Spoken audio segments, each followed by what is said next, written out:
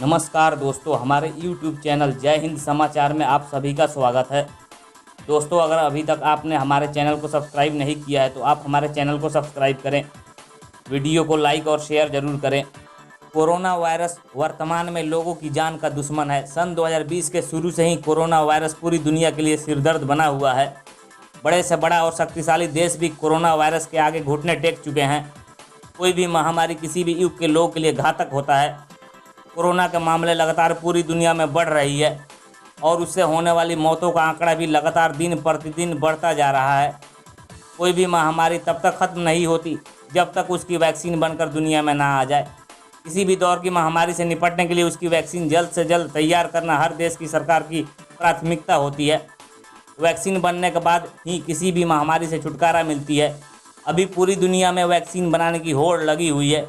सभी देश की सरकारें अपना स्तर पर कोरोना की वैक्सीन बनाने के लिए दिन रात लगे हुए हैं।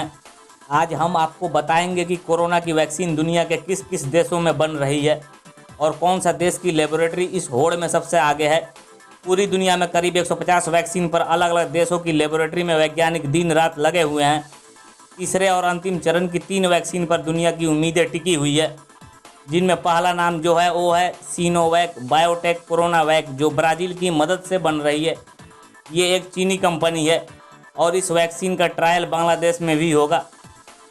बीजिंग इंस्टीट्यूट ऑफ बायोटेक्नोलॉजी और कैंसिनो बायोलॉजिक्स की वैक्सीन है, जिसके बारे में लैंसेट में भी लिखा गया। लैंसेट दुनिया की अग्रणी स्वतंत्र चिकित्सा पत्रिका है। ये पत्रिका दुनिया भर में चिकित्सा संबंधी समाचार को लिखती है और इन तीनों वैक्सीन में दुनिया को सबसे ज़्यादा जिस वैक्सीन से उम्मीद है वो है ऑक्सफोर्ड यूनिवर्सिटी और ब्रिटेन और स्वीडन की मल्टीनेशनल फार्मास्यूटिकल कंपनी एस्ट्राजेनेका की वैक्सीन से। अब आपके अंदर जानने की ये इच्छा होगी कि इस वैक्सीन की उपलब्धता भारत में कब तक होगी, भारत में इसकी कीमत कितनी होगी, इसकी कितनी डोज हमें लेनी पड़ेगी और इस वैक्सीन के जो 200 करोड़ ऑर्डर हो चुके हैं उसमें भारत ने कितने ऑर्डर दिए। आज इससे जुड़े सभी सवालों के मैं सीधे जवाब आप सभी को देने वाला हूं। एस्ट्राजेनेका और ऑक्सफोर्ड यूनिवर्सिटी की वैक्सीन की भारत से जुड़ी बड़ी बातें यह है कि ये वैक्सीन भारत में आएगी। भारत में इसका नाम कोविशील्ड होगा। एस्ट्राजेनेका ये वैक्सीन दुनिया के 5-6 देशों में बनवाएगी और सबसे बड़ी बात, इस 5-6 देशों में भारत भी शामिल है। भारत में सीरम इंस्टीट्यूट ऑफ इंडिया ये वैक्सीन तैयार करेगी। 1966 में सीरम इंस्टीट्यूट ऑफ इंडिया की स्थापना हुई और आज ये दुनिया की सबसे बड़ी वैक्सीन बनाने की कंपनी है। यहाँ हर साल तकरीबन 1.5 अरब वैक्सीन की डोज तैयार होती है। इनमें पोलियो और मिजल्स के टीके शामिल हैं।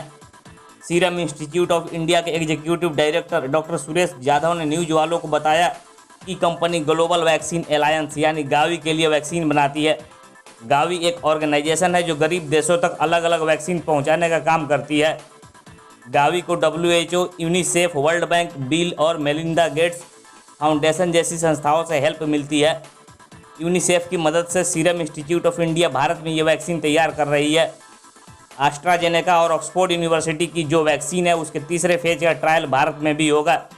ये ट्रायल मुंबई और पुणे में होगा। अगस्त के अंत तक होने वाले इस ट्रायल के लिए करीब 5000 वॉलंटियर्स को सेलेक्ट किया जाएगा। इस पर डॉक्टर जाधव ने न्यूज वालों से एक बड़ी बात ये बताई, इसके लिए अगस्त अंत तक इस वैक्सीन की 30 लाख डोज भारत में तैयार की जाएगी। भारत में बनी एस्ट्राजेनेका और ऑक्सफोर्ड यूनिवर्सिटी की वैक्सीन को सबसे पहले जांच के लिए CDN सेंट्रल ड्रग्स लेबोरेटरी जो कि कसौली में है वहां टेस्ट के लिए भेजा जाएगा। सेंट्रल ड्रग्स लेबोरेटरी कसौली से हरी झंडी मिलने के बाद ही इसका इस्तेमाल 3rd फेज के ट्रायल के लिए होगा।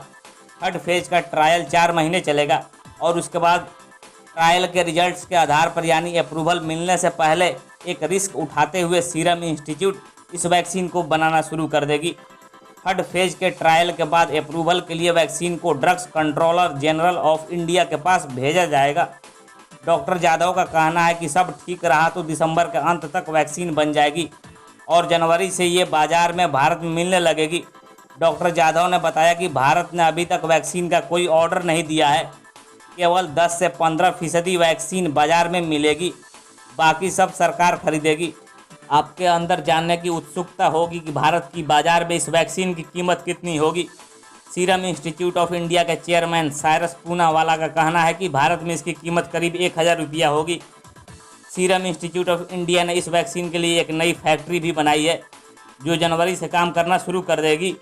दोस्तों, अब हम बात करते हैं दुनिया में कोरोना की वैक्सीन बनाने की होड़ में शामिल तीसरे देश अमेरिका की बायोटेक कंपनी मॉडर्ना और national institute for health NIH की वैक्सीन की, जिसकी चर्चा पूरी दुनिया में हो रही है। मॉडर्ना की वैक्सीन ट्रायल की खुद अमेरिकी राष्ट्रपति डोनाल्ड ट्रंप भी तारीफ कर चुके हैं। डोनाल्ड ट्रंप ने इस मॉडर्ना बायोटेक कंपनी की वैक्सीन को कोरोना वायरस के लिए अब तक की सबसे तेज वैक्सीन प्रोजेक्ट करार दिया है। मॉडर्ना अमेरिका की एक बायोटेक कंपनी है जिसका मुख्य काम ड्रग की डिस्कवरी करना, ड्रग को विकसित करना और वैक्सीन की तकनीकों पर काम करना। मॉडर्ना की वैक्सीन टेक्नोलॉजी मैसेंजर RNA पर आधारित है। मॉडर्ना का मुख्यालय मैसाचुसेट्स कैम्ब्रिज में है। मॉडर्ना की वैक्सीन बनाने की तकनीक दुनिया के दूसरे बायोटेक कंपनी से बिल्कुल अलग है। आमतौर पर दुनिया की दूसरी बायोटेक कंपनी वैक्सीन को बाहरी वातावरण में तैयार करती है या उसे लैब में तैयार करती है और फिर उस वैक्सीन को पारंपरिक दवाओं के साथ सुई लगाती है, जबकि मॉडर्ना की वैक्सीन टेक्नोलॉजी मैसेंजर RNA पर आधारित है।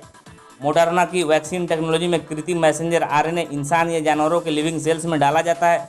जब ये सिंथेटिक मैसेंजर RNA जानवरों की जीवित कोशिका में पहुंचता है तो सेल्स को रीप्रोग्राम करके बॉडी का अंदर इम्यून रिस्पॉन्स को डेवलप करता है।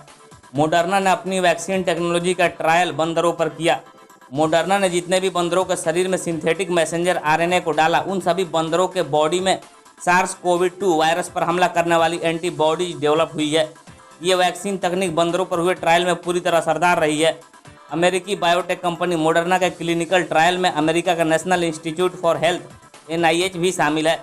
मॉडर्ना और NIH की साझा वैक्सीन की क्लिनिकल ट्रायल पूरी दुनिया के न्यूज एजेंसी के लिए चर्चा का विषय बना हुआ है।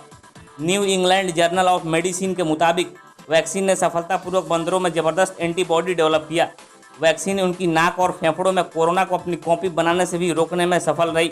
कोरोना जब भी नाक या फेफड़ों में पहुंचता है तो उसकी रेप्लिकेशन होने लगती है और उसकी वृद्धि होने लगती है। नाक में वायरस को अपनी कॉपीज बनाने से रोकना बेहद महत्वपूर्ण है, क्योंकि इससे वायरस का दूसरों तक फैलना रुक जाता है।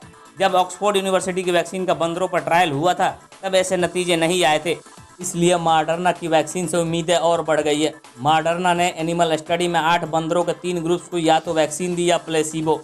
वैक्सीन की 2 डोज 10 माइक्रोग्राम और 100 माइक्रोग्राम की थी। विशेष बात यह है कि जिन बंदरों को दोनों डोज दी गई उनमें एंटीबॉडीज का लेवल कोविड-19 से रिकवर हो चुके इंसानों में मौजूद एंटीबॉडीज से भी ज़्यादा था।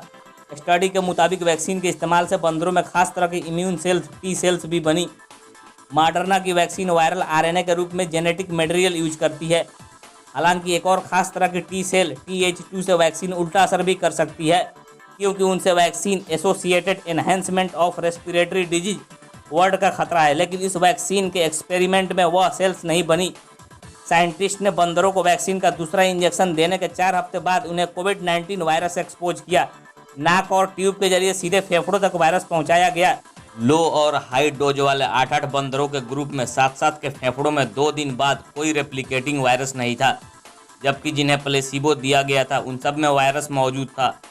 NIH ने एक बयान में कहा कि यह पहली बार है जब कोई experimental Covid vaccine non human primates के अपर एयरवे में इतनी तेज़ी से वायरल कंट्रोल कर पाई हो।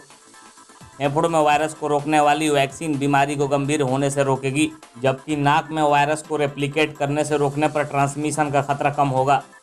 माना जा रहा है कि मॉडर्ना वैक्सीन प्रोजेक्ट अपने अंतिम चरण के शुरुआती हिस्से में है। मॉडर्ना ने अपनी वैक्सीन का बंदरों पर सफल परीक्षण करने के बाद अपनी वैक्सीन की अंतिम चरण की ट्रायल 30,000 लोगों पर करेगी। विशेषज्ञों का कहना है कि इतने बड़े पैमाने पर किसी नए प्रोडक्ट का ट्रायल तभी किया जाता है जब वो नियामक एजेंसियों के पास मंजूरी के लिए दाखिल किए जाने के आखिरी दौर में हो। NIH के निदेशक फ्रांसिस कोलिंस का कहना है कि साल 2020 के आखिर तक कोरोना की वैक्सीन बना लेने का लक्ष्य रखा गया है।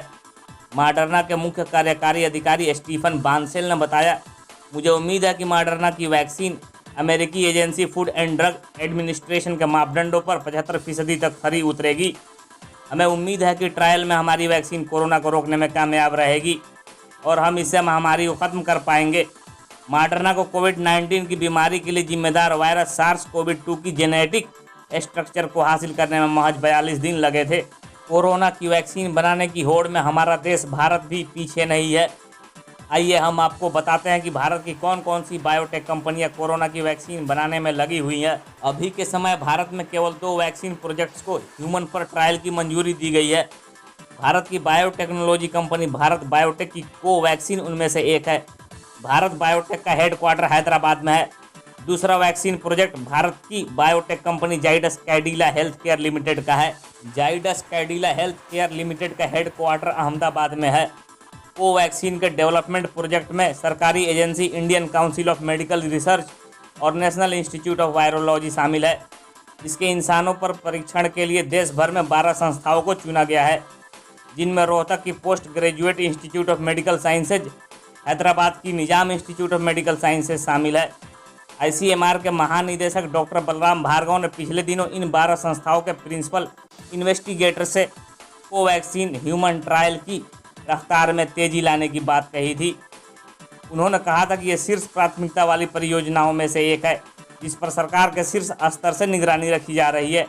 अमेरिका में मॉडर्ना बायोटेक के अलावा एक और दूसरी बायोटेक कंपनी फाइजर भी कोरोना की वैक्सीन बनाने में जुटी है। इस बीच हम आपको बता दें कि फाइजर अमेरिका की एक मल्टीनेशनल फार्मास्यूटिकल कॉरपोरेशन है, जिसका हेडक्वार्टर न्यूयॉर्क सिटी में है। फाइजर कोविड की वैक्सीन अकेले नहीं बना रही है। फाइजर और जर्मनी की फार्मा कंपनी बायोएनटेक दोनों साथ मिलकर BNT162b2 नाम की एक कोविड वैक्सीन प्रोजेक्ट पर काम कर रहे हैं। दोनों फार्मा कंपनियों ने अपने एक साझा बयान में बताया कि वैक्सीन प्रोजेक्ट इंसानों पर परीक्षण के आखिरी चरण में पहुंच गई है। अगर यह ट्रायल सक्सेसफुल रहे तो अक्टूबर के आखिर तक वे सरकारी मंजूरी के लिए आवेदन दे सकेंगे। दोनों फार्मा कंपनी की योजना साल 2020 के आखिर तक वैक्सीन की 10 करोड़ और साल 2021 के आखिर तक 1.3 अरब वैक्सीन की डोज की सप्लाई सुनिश्चित करने की है। प्रतिरोधक क्षमता बढ़ाने का दावा करने वाली इस वैक्सीन के 2 खुराक दिए जाएंगे। दुनिया भर में 120 जगहों पर इस ज्वाइंट वैक्सीन प्रोजेक्ट के ट्रायल चल रहे हैं और इसमें 30,000 वॉलंटियर्स के शामिल होने की संभावना है। अमेरिका की सरकार ने फाइजर के साथ 10 करोड़ वैक्सीन की डोज खरीदने का समझौता पहले से कर रखा है। समझौते के तहत जरूरत पड़ने पर 50 करोड़ वैक्सीन की डोज और सप्लाई की जाएगी। दोस्तों, चलते चलते हम आपको बता दें कि किसी भी महामारी की वैक्सीन को बनाना कोई बच्चों का खेल नहीं होता। आज भी कई ऐसी बीमारियां हैं जिनकी वैक्सीन आज तक नहीं बन पाई। सालों साल से वैज्ञानिक बहुत सारी बीमारियों की वैक्सीन बनाने में लगे हुए हैं, लेकिन कामयाबी की मंजिल उनकी पहुंच से बाहर है। इसलिए भगवान से हमारी कामना है कि कोरोना की वैक्सीन जल्द से जल्द कोई भी देश बनाए, ताकि इस महामारी से पूरी दुनिया को छुटकारा मिल सके। जय हिंद।